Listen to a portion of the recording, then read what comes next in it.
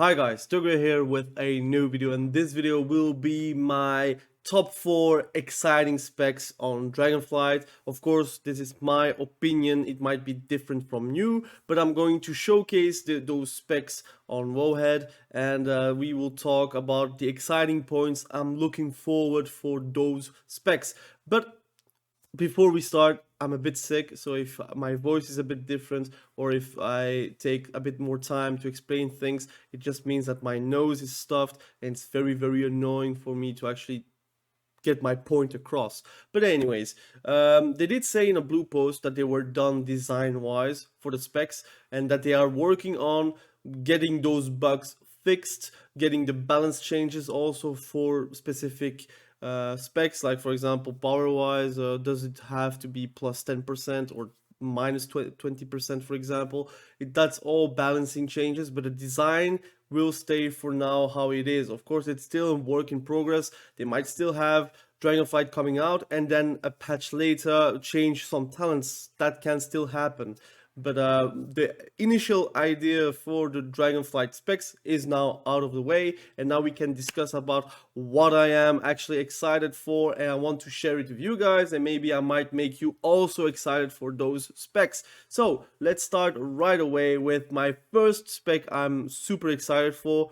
It is warlocks, and I'm very excited for those 3 specs: destruction, affliction, and demonology warlock. But the one I'm most excited for, and actually feel like I'm going to have a lot of fun in arenas, is the affliction warlock. And I'm going to showcase a bit the talents that I did pick. I did pick the TP, of course, the TP route with everything that has to do with defensive CDs, defensive passives. So we got Demon Skin, Fell Armor. We do get Mortal Coil, but you can always change it to Hall of Terror if it depends about the enemies you're facing. There is a lot of flex talents. So for example, I didn't take Banish, but I could take Banish if I'm playing versus Elemental Shaman, for example, or if I'm playing versus a Demonology Warlock. Like, there's a lot of flexing there. We play with, of course, Demonic Gateway. We do take Strength of Will. I don't know if it's better to have the 15% or the reduced CD, but I prefer maybe the on-demand wall that I really need at the right time with the right damage reduction. I feel like this might be the trick. I do play with Shadow Fury, with Dark Fury. I'm excited for Shadow Flame, but they should put some damage into the component of Shadow Flame, because I feel like just a slow 70%, it's quite nice. The CD is very low, but I feel like it's a GCD that you could maybe put into damage, because you will still have your Curse of Exhaustion having 50% at all time. And does the 20% actually mean something? It does, but I feel like if they add some damage to it, like a dot, it would be more valuable for Affliction, for example, to get more damage on Malefic Ruptures, but also just in general it just feels like Wrath of the Lich King. But for now it doesn't really have that, so it's not the case. I do play with Accrued Vitality because, again, it's Affliction Warlock. You want to have a lot of drain life. I play with Grimoire of Sacrifice. You see that they are the right side of the tree. So whenever you take Demonic Inspiration, whenever you take Wrathful Minion, you do get more damage on the Grimoire of Sacrifice, and I feel like it is going to hit so hard all the time with all those modifiers. We do get stamina modifiers as well, Dark Pact, with a lower CD, so it's also very good to align it with every kidney shot, for example. Since now it's a 45-second CD, you can really align it at the perfect time to not die 1v1 versus a rogue, for example. We do play with Accrued Vitality. Fell Synergy, I feel like the Soul Leash just for you is already good. You don't play with a pet, but that's alright. You still need to spend points, so I'll get the Fell Synergy. Soul Link, 10% of all damage you take is taken by your demon pet. You don't really have a demon pet, so you get the 10% stamina, so it's still quite alright. It's not like something that you will feel all the time, because stamina is max HP and your HP will go down eventually, so it's not like you're all the time 10% more HP, but I mean, you're taking Grimoire of Sacrifice, so you have some trade-off there. It's not a perfect talent, but it is still a good talent to get, let's say, if you're playing Grimoire of Sacrifice. We do play with Profane Bargain. Again, 10% increased stamina, so we have 30%, and I think Demonic Embrace is upped by 10% extra in PvP. I don't know if they changed that or not, but it's normally 20%, so you do get 40% increased stamina. So you will have a big health pool, I feel like, in Dragonflight, depending on how they are going to scale Warlocks, right? Grimoire of Synergy, it only works one way, it's 10% increased damage for you, but I feel like it's quite nice. It is passive, procs 3 times per minute. You can't go wrong with that, right? We play with Grim Feast. Again, it's Drain Life, but a nerfed version from Shadowlands. So it's not Claw of Endereth anymore. It is Grim Feast and does a bit less, but I feel like with the possibilities that you have on the Affliction Warlock tree, you're not losing anything, right? Soul Conduit, it is nice to have, although I feel like you're not going to really feel it since you're playing with Malefic Rupture and probably with Rapid Contagion and maybe with Deathbolt. I don't know if it's going to be feeling a lot, but it's still something you can actually take to get Soulburn, and I feel Soulburn will be the talent that is going to make you really annoying to face, like Drain Life, getting you a Absorb Shield equal to the amount of healing you done to yourself. You get Healthstone, basically going to full heal yourself with a Soulburn Healthstone modifier, so it's quite big. Also, you could do Healthstone, you get the heal, then you get the maximum health by 20%, which in turn will upgrade your Dark Pact, which is in turn going to make you even more tanky. So I feel like it's going to be very, very insane. Let's talk about the Affliction Warlock tree. I'm super excited. There are like multiple builds you can play. This one is the build that I'm going to play day one, I think. So we'll play with, of course, Unstable Affliction. The first two rows, like I would say that the first tier and the second tier is basically everyone is going to run that, right? So we play with Unstable Affliction, Clarion Teachings, Harvester of Souls, Nightfall, Wraith in Agony, Absolute Corruption. You could play maybe Siphon Life, but again, I think the problem is you are GCD starved. You will have to spend a lot of GCDs in throughout the match. I don't think the extra dot that you can apply to the enemy is possible to actually have. But I guess with Soul Swap, it could be interesting because you could do Soul Swap, get those 3 dots out of the way with just 1 GCD, and then you can put a Siphon Life, maybe. But I think I prefer the Absolute Corruption in general. Inevitable Demise will make your Drain Life heal for more, but also do more damage. So I guess it's fine. Withering Bolt, I mean, it's good because you have Nightfall. I don't know if it's going to be able to actually be very strong, depending on the base modifier of Shadowbolt. Again, that's our age-old discussion. We could discuss about the actual design that they are stepping away from since Wrath. But if they are going for Wrath design, I feel like they are going to have to drop a bit of modifiers to actually give some base damage to some spells. But that's another discussion for another day. Pandemic Invocation. So basically, whenever you refresh your dots, you will get damage and also have a chance to grant you Soul Shard. It's alright.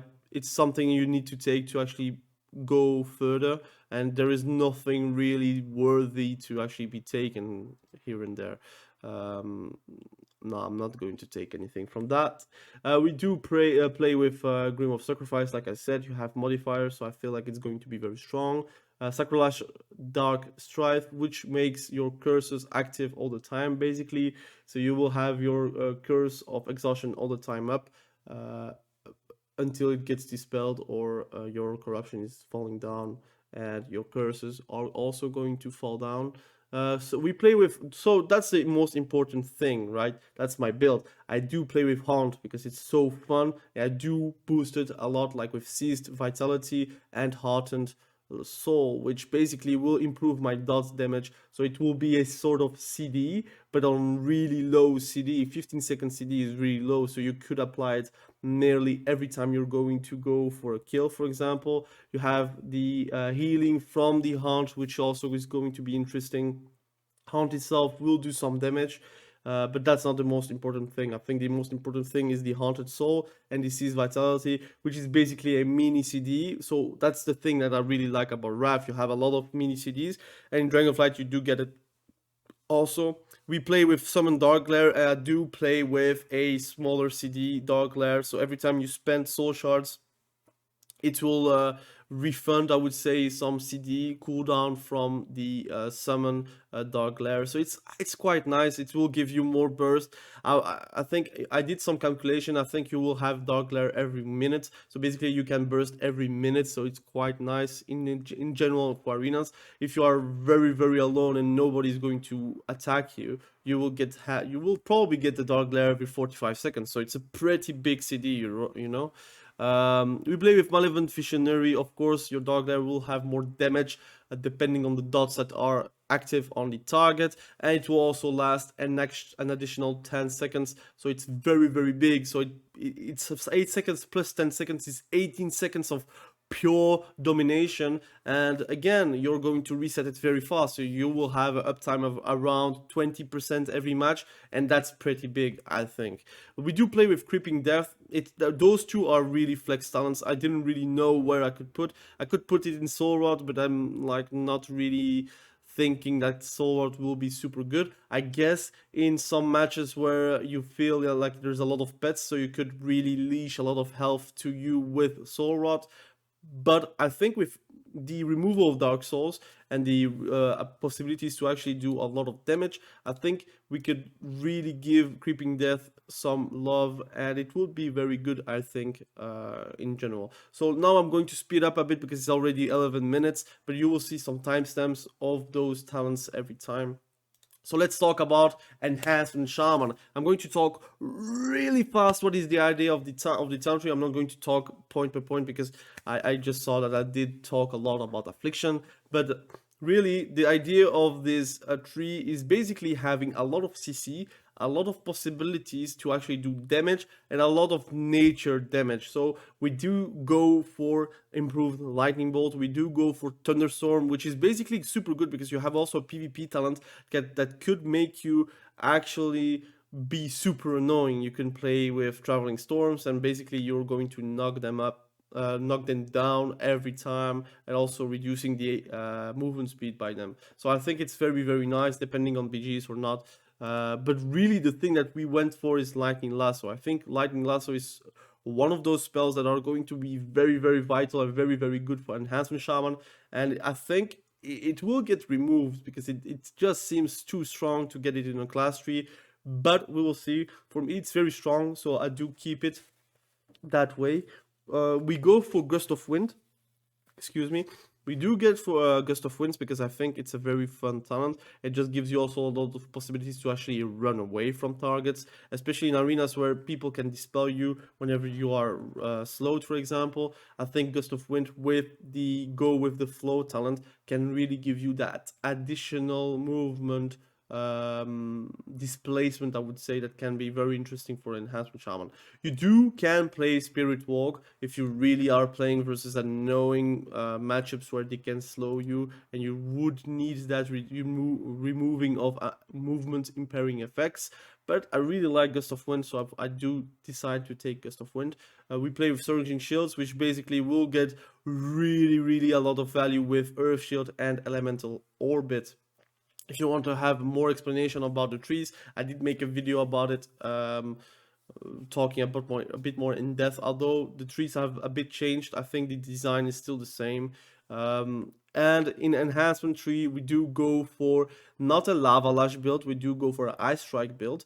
Ice Strike does hit a lot and very hard. It does also give you more damage on your Frost Shock, and your Frost Shock does some good damage from range, so you will get some possibilities also to harass people from range.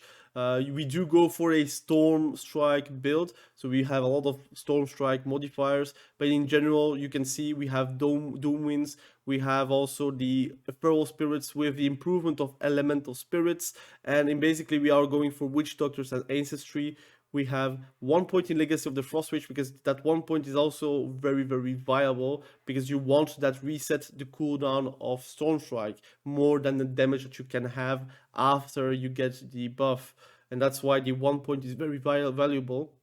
We also have 1 point Elemental Assault because it's the same That 1 point will give you 50% more chance to get 1 extra stack of Maelstrom weapon, and that's actually enough to actually have a lot of value. While, for example, Ascendance, Static Accumulation, and Thorin's Invocation, you really need all the points into that, because that will make you a lot stronger in a lot of occasions. So basically your Ascendance will make you a mini god, because you will have 2 Maelstrom weapons stacks every second. So basically you will always have a possibility to heal yourself or do crazy damage. You also have Thorin's Invocation, basically making that if you have 5 Maelstrom weapons and you're doing a Wind Strike, which is basically a Storm Strike but modified from Ascendance, you will get a lightning bolt or a chain lightning at your enemy, whichever you most recently used. We don't use chain lightning, we do use a lightning bolt, so you will have a lot of great burst damage and people are going to run away from you.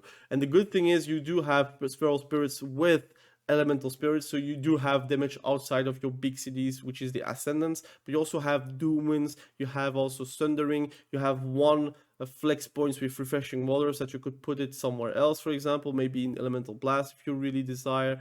But that build is very nice. Right? You could go for a Lava Lash build, but I do really like Ice Strike. So for me, Ice Strike does has a place in the meta. Alright, let's talk about Arms Warrior. We did talk a lot about Arms Warrior, but now I'm going to showcase another build. If you want to see a lot of build videos, I did make a lot of build videos on my channel, so if you want to check it out, you can still check it out. And we are going to talk in depth about Arms Warrior very quickly, just some points. Design wise, I think they did really nail it. I think the only problem is I don't like War Machine gating the spell reflection, but yeah, you have to take it, so whatever, you take it. And basically we take all the utility, all the defensive talents that you can have, but you could also just sacrifice, for example, Inspiring Presence to get the Berserker Shout, which basically gives you a fear break on your allies, which is pretty big IMO. And also I think it separates. I don't know if it's like replacing Berserker Rage, but if it doesn't replace, you will have a fear break on yourself, but also another fear break on you and your allies, so that's very big as well. We play with, of course, Pain and Gain, which is giving you extra health. We do play with Inspiring Presence. We have Stormbolt, which is CD. We have Double Time and Bounding Stride and Heroic Leap, which basically gives you insane movement. We also play with Bitter Immunity, again healing yourself and removing diseases, poisons, and curses. We also have Honed Reflexes, again having more pummels. Reinforced plates is quite nice versus warriors and just physical damage dealers, so you will have a bit of tankiness. I did take Wrecking Throw, but you could also take Shattering Throw, but I'm thinking if you're playing versus a Warlock and you have Dark Pact, just throw Wrecking Throw and basically their shield is going to be obliterated really quickly. We do play with Armored to the Teeth, again, because we want to have Avatar and we want to have Memory of the Tormented Warlord, so I want to try that out. So basically every time you do an Avatar or a Colossus Smash, you will have a reduced effectiveness recklessness. So what you want to do is actually space out your CDs. You don't want to pop Avatar and Warbreaker at the same time, because you will like have a recklessness a bit longer, but I think it will be wasted. I prefer to do Warbreaker with the recklessness, and then you will probably make them actually use a CD. And whenever the CD is over, you go for Avatar, for example, with your recklessness, and then you're going to wreck them with, for example, the build that I'm going to discuss right away in the arms tree. Of course, we play with Spear of Bastion because it's still busted. I hope they do remove it, because I don't really like Spear of Bastion. I feel like it's way too strong for what it is. You have too much mobility creep, CC creep on that in that game. And I feel like Spear of Bastion is just something that is extra added to the game that really isn't really needed, right? I love Warrior, so it's basically a nerf that I'm asking for, but it's way too strong. Like, I feel like if you could put some power of the Spear of Bastion to other parts of the kit, I think it would be better for everyone. So I'm not playing a bleed build. I do think bleed builds will still work, although I just saw Thunderous Roar doesn't work on Fracture anymore, so I feel like it's not going to be as good as it was initially, but It is what it is. So again, it's very basic. We're going for very basic talents, but we do not go for Blade Storm. We do get Skull Splitter because we don't have any points to spend. I could go for Rend, but I think Rend doesn't do anything if I'm not going to take any Rend improvements. So we do get Anger Management, we do get Warbreaker. You could get blunt instruments. Really, I think it's as good. So you could get blunt instrument to get a longer Colossus Smash. We do get Valorant Victory because it's very strong to have a 30 seconds cooldown reduction on Die by the Sword. So basically, it will be a 1.30 seconds CD on the Die by the Sword. You get a critical thinking, exploiter, which is very strong. I hope it's unnerfed in PvP, but we will see. I think it's going to be nerfed, and it will be only 33% that you can actually get extra damage on the Mortal Strike, which is still alright, I guess. Sharpened Blades, again, more damage on the crits from Mortal Strike and Execute. We don't play Cleave. And getting an increased critical strike chance on Execute is also very fun, because big numbers are very fun on World of Warcraft. Let's talk about, again, the left side, which is Deft Experience. It's meh, but we go for Battle Lord, which is quite nice because you do reset a lot of Mortal Strike, and also reducing the rage cost by 10 is also very nice. Fatality is very strong.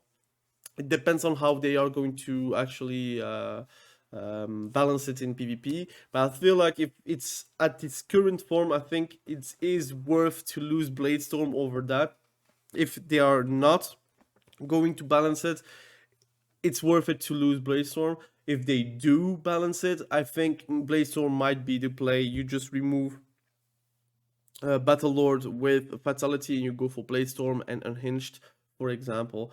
But I really prefer to not play with Bladestorm, because I feel like with that build, you want to have big crits, you want to do more damage, and whenever you get a proc with Death Sentence, for example, sudden death, excuse me, and you do then Warbreaker with a big execute damage from Recklessness and the Colossus Smash, I think it's going to be very, very strong and very, very fun to play.